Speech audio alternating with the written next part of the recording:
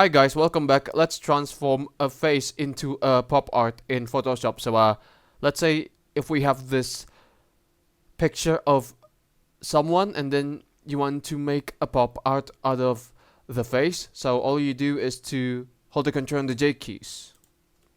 Ctrl and the J keys.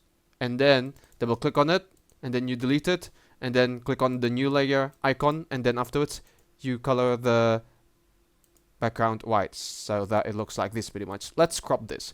All we have to do is to hold the left click button, head over to object selection tool and then select the face. Change the mode into lasso and then hold the alt key so that you can select the areas that you don't want to include.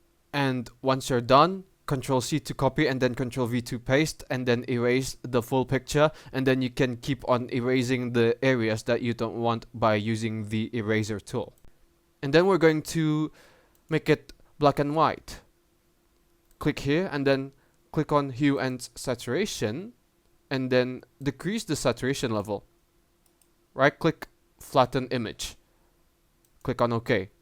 Alright, all we have to do now is to go to image, adjustments and then curve so that you can have the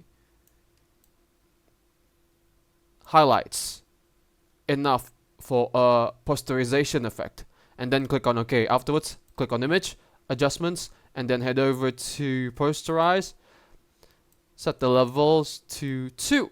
Click on OK and then go to filter, noise, median, and then set the radius to 7 and then click on OK. Ooh, the pop art is looking fancy.